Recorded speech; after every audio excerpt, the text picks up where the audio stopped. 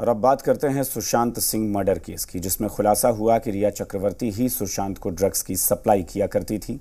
वो रिया चक्रवर्ती ही थी जो ड्रग्स पेडलर के साथ संपर्क में रहती थी। वो रिया और उनके भाई ही थे जो ड्रग्स पेडलर को डिलीवरी के बदले पैसे दिया करते थे।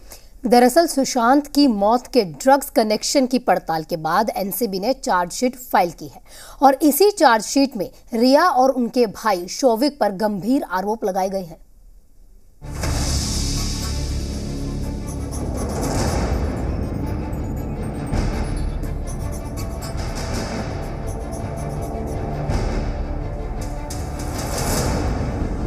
क्या सुशांत को ड्रग्स देती थी रिया चक्रवर्ती?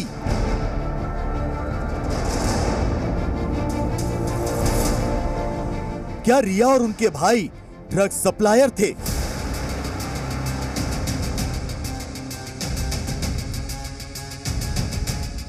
चौदह जून 2020 यही वो तारीख थी जब बॉलीवुड एक्टर सुशांत सिंह राजपूत अपने घर में मृत पाए गए थे।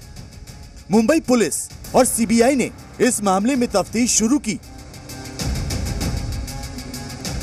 सुशांत की कथित गर्लफ्रेंड रिया चक्रवर्ती और उनके भाई इस मामले में फंसते नजर आए। ब्लैक मैजिक से लेकर नशे के कारोबार से जुड़ी कहानी हो या फिर सुशांत के पैसों पर रिया की ऐश के आरोप, कई थ्योरी सामने आई।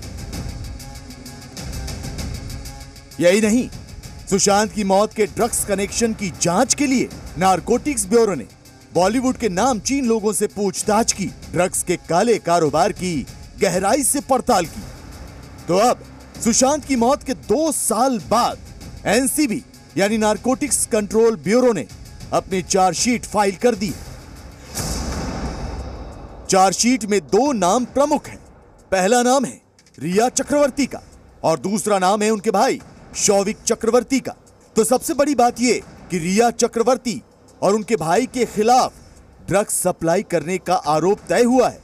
एनसीबी ने दावा किया है कि सुशांत सिंह राजपूत की कथित गर्लफ्रेंड रिया चक्रवर्ती ने अपने भाई शौविक समेत दूसरे आरोपियों से कई बार गांजा खरीदकर एक्टर सुशांत सिंह राजपूत को दिया था।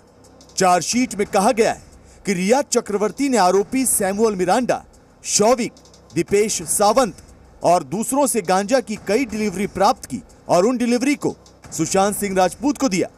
रिया ने शौविक और सुशांत के कहने पर मार्च 2020 और सितंबर के बीच उन डिलीवरी के लिए भुगतान भी किया। तुम्हारे कान किस कलर के हैं? पिंक। तुम किस कलर के हो?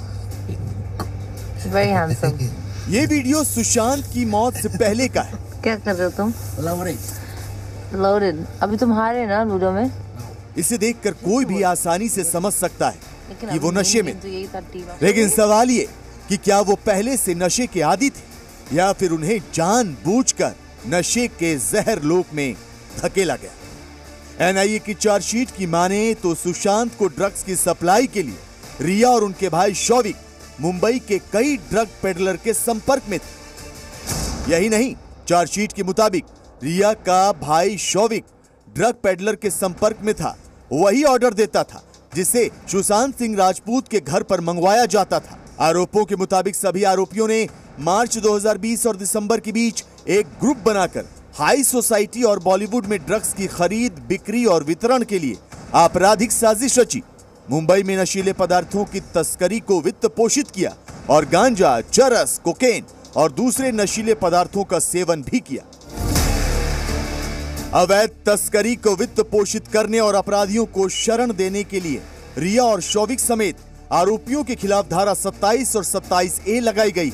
इसके अलावा धारा 28 और धारा 29 के तहत मामला दर्ज किया गया है। हालांकि आरोप तय करने से पहले अदालत सभी आरोपियों के बेकसूर होने की याचिका पर विचार करेगी। एनडीपीएस अधिनियम से संबंधित मामलों की सुनवाई करने वाले विशेष न्यायाधीश वीजी रघुवंशी ने मामले की सुनवाई के लिए 27 जुलाई की तारीख मुकर्रर की है। यानी अब अगली सुनवाई 15 दिन बाद होगी और 15 दिन बाद ही तय होगा कि रिया और उनके भाई बाहर रहेंगे या फिर जेल जाएंगे। ब्यूरो रिपोर्ट, जी मीडिया।